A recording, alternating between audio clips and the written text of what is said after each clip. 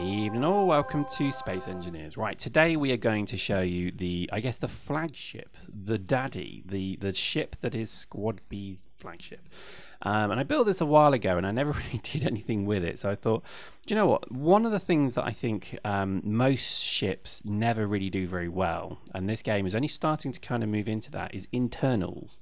And I think the internals of a ship are actually something that's quite important because it's usually, think of it this way, let's almost go back to first principles. This is a game where you're kind of, able to really build what you want at all. You can build anything really, and the beauty of that is that you become accustomed and attached to whatever it is you produce. Now that means that you should have like a home. That's the almost like the unspoken rule of this is that you should build yourself, quote, a home. So I think when I looked at what I wanted to build of a ship, it wasn't necessarily what I built with that red dwarf replica. While that is, and I kind of started that thinking, well, this could be my new home. The reality was it was just that little bit too big and also a little bit unpractical because having a ship that big when you don't really need all that room is not necessarily worth doing. Plus the decks were too high and just everything didn't really work. So I thought, I reminded myself, do you know what, the most impressive ship that I built so far was this one in terms of, I guess, its simplicity, and I wanted to maybe build to kind of finish this one off, let's say. So I undock it from our docking platform and I realized that the the fighter isn't attached, but hey, sod it. And I was going to drive this into kind of quiet space where I can generally build without too much issue because there's quite a lot of clutter around this, and let's really sort this ship out. And I think, to me, I just like this ship. I like the simplicity of it.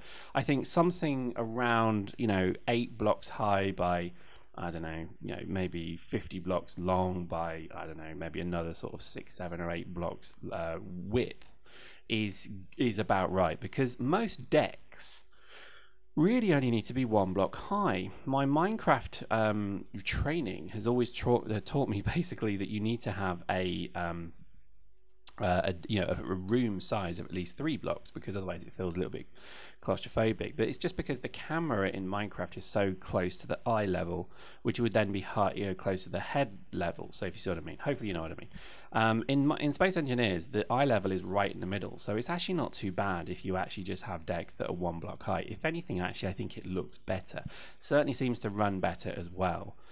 So that's what we're doing here, is we're building these decks. Now this is quite an old ship, so it wasn't built with any heavy armor mods or anything like that, so that'll be something we retrofit. So today's video is all about the internals, and tomorrow we'll do the retrofit on the externals. But what I wanted to do was, again, with the spirit of Red Dwarf, was to have the engineering deck open and exposed at the back, so all the decks look onto it. I quite like that feeling that your engineering and power cores are really kind of ship high size, and I quite like that. And I wanted to have like multiple stairs and steps as well, so it takes me a while to figure it out, so bear with me. But what I wanted to try and do was to have, like, again, I don't like the ladders, so we're not going to use ladders. We're going to try and use the stairs, because the stairs, to me, I think are quite nice. There's something definitely quite cool. And again, no different to Minecraft. The ladders, I'd never liked ladders in that game, so I generally always go with a staired solution. But as you can see, this thing is plenty of room, plenty of space to be working with, and I think a lot of it I'm just trying to work out is how we can get it so you can go from coming into the airlock, then you have a choice of decks to go to, and then being able to travel between them.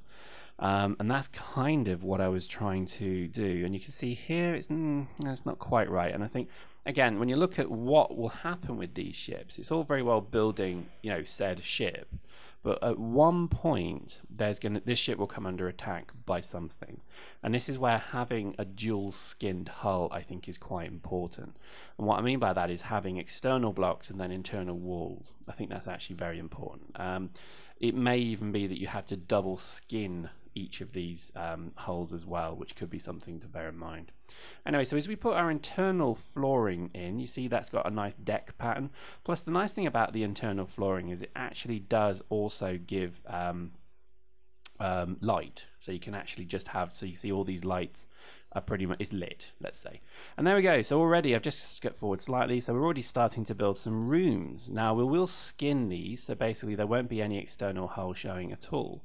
But that, you know, we'll come back to that. But really what we're trying to do here is, again, traverse the area. So again, we're not going to have here a double height floor. We're going to have a two skinned hull, basically, internal floor and then the hull plate, as you see that. So that's it. And I just prefer this. To me, that works quite well. Literally 1 block high decks are pretty cool. It also means you can have pretty, you know, a lot of space without too much trade-off, let's say, with the size of the ship, because again, the bigger the ship, the more problems you'll have in terms of lag, because obviously more blocks mean more lag effectively. So, you know, bear that in mind. But here we go, it's coming together nice, and let's just do exactly what we did on the ground floor on the top floor, or the top deck. And what we're going to do here is have maybe some form of command deck, maybe a proper bridge. We'll actually maybe build a proper bridge. But again, as you see, I'm just skinning everything with these internal walls because I just think it looks so much better. I think a lot of what I'm trying to achieve here is you'll need rooms for different things. You know, if you play multiplayer, you're going to need a crew quarters for everybody on the ship because, hey, people will want to do that. Eventually, this game will enable, like Minecraft, it will enable very likely that ability to have, you know, your own cargo space, your own quarters, I guess, and so on. So I think really this could become quite an interesting, very interesting premise. I'm really looking forward to this, in fact. And then we just, as we go through here, we then go through to the front, and that's our bridge. So that works out quite nicely as well. What we probably will do maybe in the next videos, we'll show more of the kind of fitting of the outside, because it was only really half finished when I lost interest in it and went off to go and chase butterflies. So what I'm going to try and do here is make sure that we finish this ship, because again, I do seriously want to have one ship in this game that I live on and I move around with, I refine, I collect things with, and so on. That's what I really want. Oops. So great example there where you've got to have everything supported. That's a really nice example right there. So we'll just do that again. We'll probably, you know, again, I love this kind of concept that eventually this ship will come under fire. We'll have to defend it. You know, there could be, you know, massed battles going through the center of this ship. Who knows? But I really, really love the idea that it could just one day happen. I'm really excited about it, in fact. Just going to put some angled supports there just because they look a bit nicer. They look pretty sci-fi, I think you'll agree. And we'll do the same here as well. Now, I love these elevated platforms. I think these are just fantastic because they really do kind of give that feeling of engineering room-y-ness. On the ground floor, we'll come to that. But what we're going to use on the ground floor is certainly a storage area, a refining area, an assemblering area, and a health bay as well, so that when people get sick, they can obviously, or rather need heals, they can go there and do that.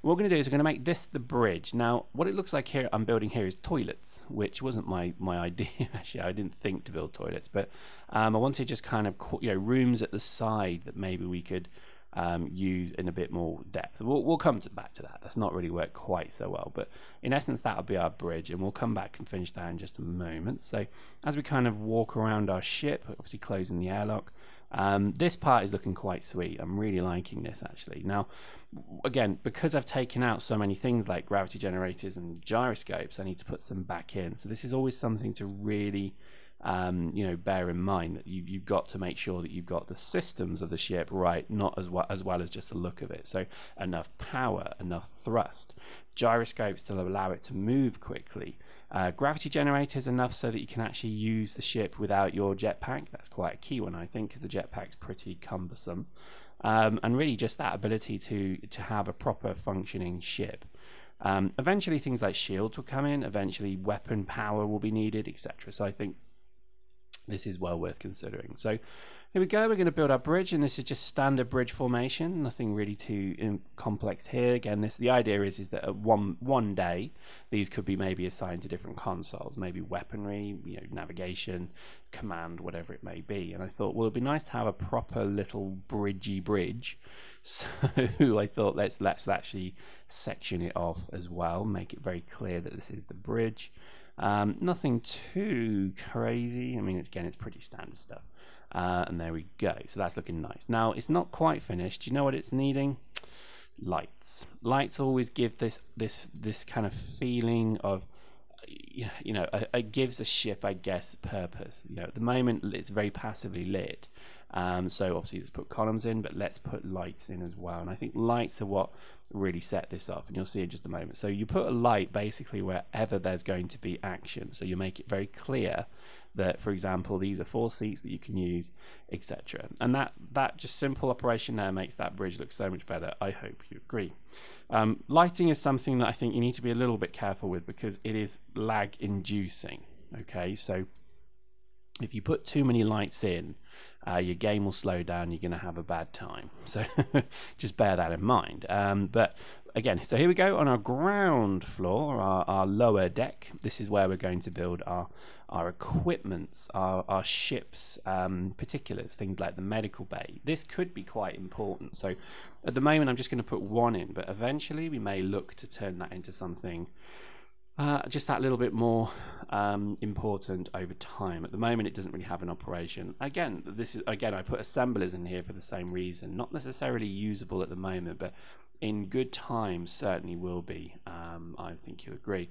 And then because we've made our deck twice as big, we actually have room to put a refinery in as well, which is just so sweet. That's really cool. So already we've got a pretty utility ship right now. And let's just put that in its own little room as well. So let's just put that there. Let's naturally put a door on it as well. And again, same principle, using lights perhaps to show where important things that the ship does are represented. So if you see a light, you know that there's something there that you can use. That's just something I'm going to start doing. I quite like the idea of doing that. So I hope you agree. Post in the comments if you'd maybe do something different. Maybe you have a better use for lights. For example, I know people who've color-coded their decks, which I always wanted to do with the Red Dwarf, but I don't know, I like the internal greyness of these decks, so I may not do that. But post in the comments if you have any smart ideas. And I think here again, we're just finishing off our rooms. I like the idea of having rooms for different things. Hopefully we get maybe crafting stations that maybe you can section off and put in different parts of the ship. Maybe this would also be, backup systems, an armory maybe, something like that. That'd be pretty cool. I think you agree. And just generally having a much more utility ship. This is a very utilitarian ship, and yet there's also 0 lag on it as well. So that's the benefit of doing it, in my opinion. So there we go. Pretty much that's our internals done. So let's just go and have a final look at the bridge. And as you can see, this is looking pretty sweet. And then next video, we're going to work on the outside, which is only really partially complete. But there we go. Hope you enjoyed that. See you next time.